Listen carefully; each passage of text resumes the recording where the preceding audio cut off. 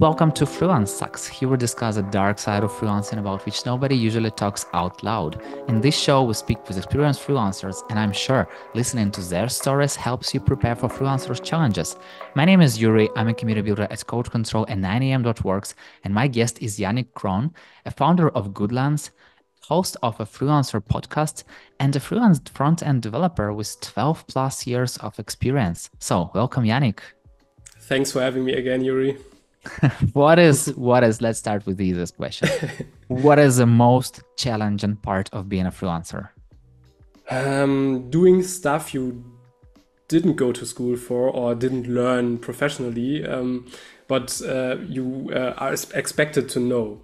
Stuff like bookkeeping, accountant stuff, acquiring projects, knowing how to calculate projects. I mean, I'm a front-end developer. I know front-end, but I don't know how to make taxes or make my taxes or stuff like that. How do you learn it? Learning by doing, I think. The most freelancers are self-taught in that kind of areas, and I think that's the most natural way.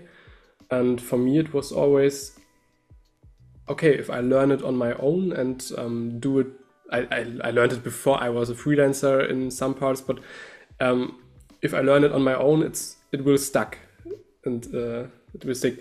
And for me, it was the most natural process to learn this stuff. Yeah. I feel like it can even stuck more if you've done a mistake or numerous mistakes. Yeah, I have some anecdotes about that too. Yeah. Tell me one of those. Yeah, I made the what's the name, the trademark for Goodlance.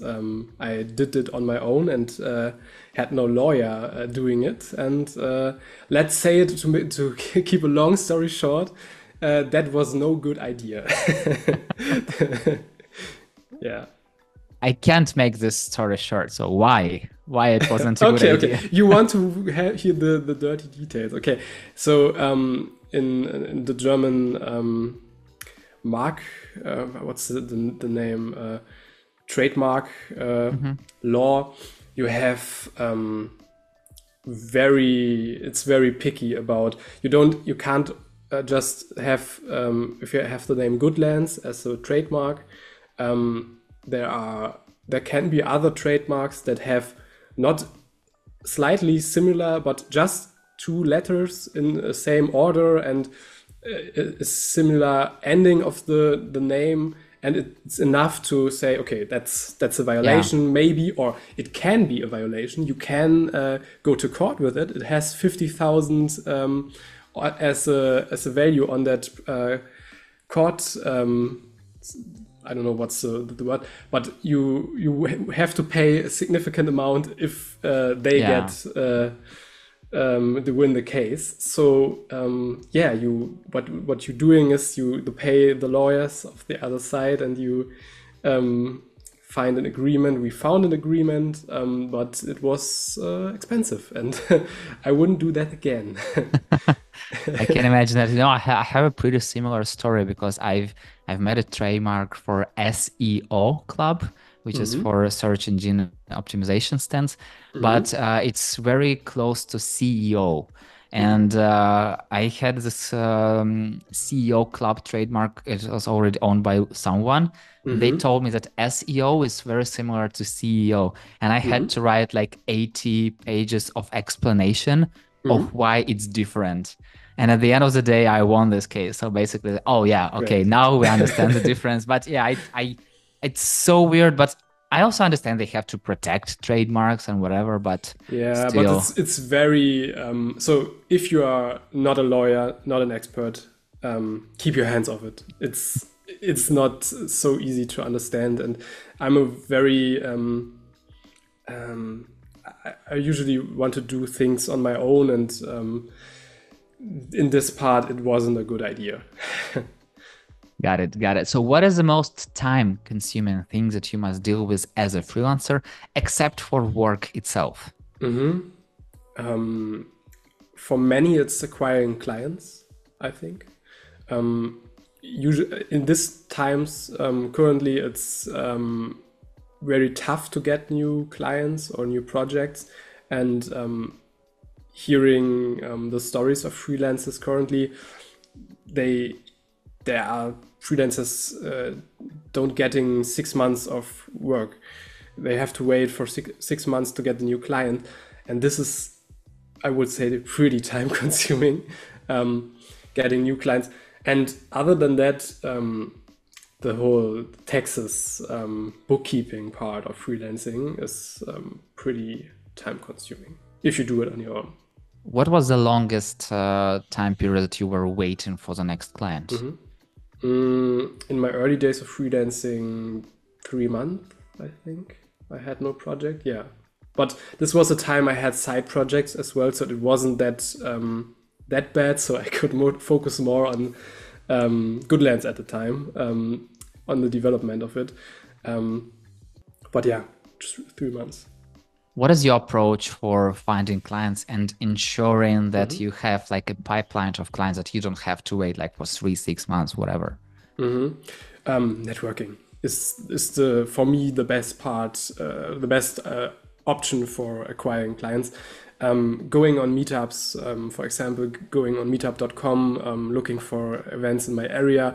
I live near Hamburg, so that's pretty easy. Attending them, finding interesting people, having good conversations, and usually out of these events or these interactions, there grows more, and people you keep in touch, and at some point they reach out to you and say, hey, we have a project, let's work together on it. But it's not so easy that you can just go into events and say, hey, I'm a front-end developer. Let's, if you have business at some time, just contact me. It's more like having meaningful connections and providing value to them first. And for me, it always was like a part. I thought about, okay, do I have something for that in my network? How can I connect that person that I know for 2 weeks now from that event? How can I integrate that person into some part of my business, my work? Maybe it's an event that I host where I need a person that makes the insurance part for it, and this is an insurance person. Or we have a format in the Freelancer Podcast that I need an expert on a specific topic for. I invite this person, providing them value first, and maybe don't expect it, but maybe they reach out to you one day and say, hey, I have a project for you. I think that's the most fruitful part of my project acquisition have been. But I have acquired through other things, like I wrote guest articles for magazines, and that's a good way, but not in a way if you want clients right now. So it's a long-term option, but not doesn't bring you any clients tomorrow. Like building a professional brand, I would say. Exactly. What kind of meetups are you going to? Differently. Sometimes I go to different startup meetups. For example, 12 Minutes in Hamburg, stuff out of the creative scene. Freelancer meetups can be good as well, because freelancers hire other freelancers too. But I would look for meetups that your potential clients will be on. So if I have a clear positioning for my freelance career, maybe I work for clients in the, I don't know, aerospace field. I saw something on the Freelance Unlocked, somebody talking about that field.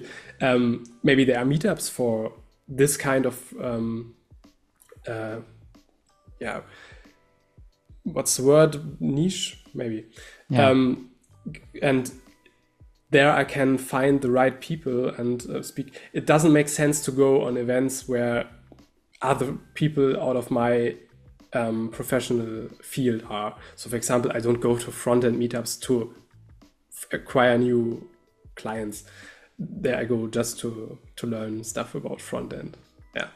Yeah, I'd say it's right, just different things. So when you're going for Absolutely. searching clients, you're searching for clients. When you're Yeah. going for your colleagues' meetups, you're just Yes. learning and maybe talking about challenges and like, Mm-hmm. kind of that you can relate to those people. It's kind of like meeting people from Mm-hmm. your community. But it's interesting because I feel like sometimes that's what I hear from many, many freelancers, that sometimes when you are, for example, front-end developer and you have friends front-end developers, and Mm-hmm. when they have projects, sometimes it happens that somebody Mm-hmm. reach out to them and then like, oh, I'm busy, but by the way, here is my friend. You can reach out to Yes. them. And it also works. Yes. So yeah. This And can work. I think you'd have to just have to find people that you can really trust on that field, because sending a client to a fellow freelancer requires trust, and knowing that the person that you send the client to will provide a certain quality. And I think if you find someone over a meetup and establish a relationship that in the process you learn to trust the person, then that's a really good option and can be a way to acquire clients. Yes. what is the most nerve-wracking thing that you must deal with as a freelancer? In the beginning, it's getting paid, I think. If you have monthly fixed costs and you write your first invoice and pray that they pay on time so you can pay your bills and stuff, this can be nerve-wracking. And in the later stages of freelancing, I think nerve-wracking. What is nerve-wracking in the later stages of freelancing? The market situation can change really rapidly. We see that currently in the IT space, I think, and having this sense of security is sometimes a bit misleading, maybe, because we in the IT space thought for a long time we're good. We don't have to worry about new clients. And now it's showing that it's not the case, that we always will be good, and there are times that are more tough. So I think nerve-wracking in the sense of not knowing if the next crisis, in what form, COVID or whatever, will hit and how this will impact the market. I think that's nerve-wracking. What do you think is one thing that every freelancer has to do to secure their position on the market? Networking. I think find a position, a niche for your work, and build a strong network around it. This secures work. So that's at least what I learned from my guests and the many stories and anecdotes from freelancers. They rely on their network, and this is the only reliable or semi-reliable source for project, because every other aspect of acquisition, like platforms, or maybe you have a blog where you people listen, can drop in demand for a short period of time. And I think the network is always something you can rely on. As a freelancer, do you ever feel professional loneliness? Yes, all the time. Absolutely. I work from the home office, so that's a part of feeling professional loneliness, maybe. And yes, you don't have colleagues, you don't have so many human interactions if you don't have meetings all the time. So you have to actively look for that kind of interaction and schedule coffee dates, or find colleagues in the freelancer space, other freelancers. So it's not that I do all the things, but I regardless have often the feeling that freelancing or being self-employed is lonely, because not many people can relate to your kind of work and the struggles you have, especially if you have many different businesses, and then it gets even more specific. I can imagine that, people like, hey, I don't understand why you're working on weekend. I don't know, like it's Sunday evening. Why are you working? And like, etc. Exactly. Yeah. So if your friend wanted to become a freelancer, what are top 3 things you'd advise them to consider before doing it? Think about the insecurity part. So you don't know if you get paid in the next 3 months.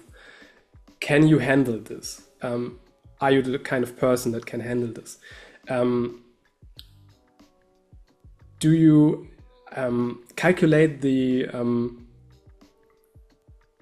amount, or think about what is the worst that can happen? I would put it that way. For some people, maybe students, people that live on their own and don't have much monthly fixed cost, that's a whole different topic than parents that have loans that they have to pay and stuff like that. So always go on your individual level. Don't let yourself get talked into freelancing by someone who says, freelancing is great, no matter what. Calculate your own risk that you have, and then think about how much mistakes you can make in the first month. If you have a high risk, so for example, you have loan, you have kids, the mistakes you can make are limited.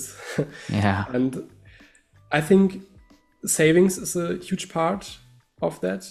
Do you have 3 to 6 months of savings?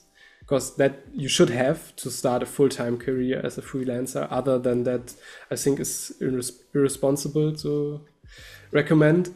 And think about do you want to have this constant change of workplace or context shift, if you want to call it like that? This is not for everyone. Yeah, it's very dynamic. And one day you're working with one client, one with another, and it's totally different people. One you can like, one you can hate. So I totally hear you. And, I wish to have the sky is the limit, but time is the limit. So the final question, if you were starting freelancing today, what is one thing you would have done differently? I would have done it before. I would not have go full-time right away. I would have acquired clients, built my network, and got more savings before I started full-time freelancing. I think that is the most important part I would do differently if I started today. And talk to many freelancers in advance. That's really, if I can put a second one in there, talk to freelancers. It will change your freelancing significantly. Got it. Yes, Yannick, thank you so much for sharing your experience and for having such an open conversation. Thank you. And thank you so much for listening. If you like the show, hit the like button, 5 stars, and share it with your friend. That's it. We're done. See you in the next episode.